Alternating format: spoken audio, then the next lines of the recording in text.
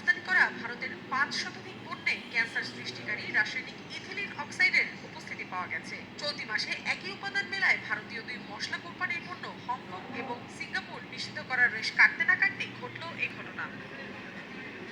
ইউরোপীয় food safety authority বলছে, ইউরোপে রফতানি করা ভারতের ৫২৭টি পণ্যে ইথিলিন অক্সাইড রাসায়নিকের উপস্থিতি মিলেছে, কিন্তু ভারতীয় কর্মকর্তারা এই রাসায়নিকের ব্যবহার নিষিদ্ধ করার বিষয়ে সক্রিয় কোনো পদক্ষেপ গ্রহণ করেননি।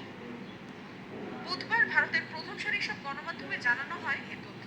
বলা হয়, ২০২৪-এর এপ্রিল মাস পর্যন্ত ইউরোপীয় ইউনিয়নের খাদ্য নিরাপত্তা কর্তৃপক্ষ ভারতের ৫২৭টি পণ্যে ইথিলিন অক্সাইড খুঁজে পেয়েছে। এসবের বেশিরভাগই বাদাম, তিল বীজ, মশলা, ডায়েট জাতীয় পণ্য এবং অন্যান্য খাদ্যদ্রব্য। তবে রফতানি করা ভারতীয় এসব পণ্যের ৮৭টি চালান ইউরোপীয় ইউনিয়নের সীমান্তে আটকে দেওয়ার পাশাপাশি বাকিগুলো বাজার থেকে সরিয়ে নেওয়া হয় বলে জানা গেছে।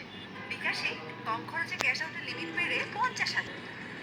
প্রতিবেদনে আরো বলা হয়, এক ধরনের রংহীন গ্যাস ইথিলিন অক্সাইড, যা ভারতীয় পণ্যগুলোতে কীটনাশক বা জীবাণুমুক্ত করার রাসায়নিক হিসেবে ব্যবহার করা হয়। সাধারণত এই রাসায়নিক চিকিৎসা সরঞ্জাম জীবাণুমুক্ত করার কাজেও ব্যবহার করা হয়। তবে খাদ্যদ্রব্যে ব্যবহার করা এই রাসায়নিক শরীরে প্রবেশ করলে তা অন্যান্য ক্যান্সারের পাশাপাশি লিম্ফোমা এবং লিউকেমিয়ার ঝুঁকি তৈরি করে।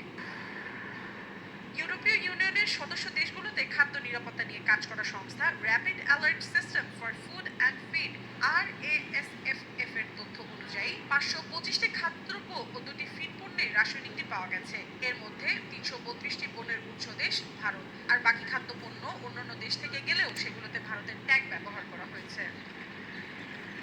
মৌসুমী সাথী,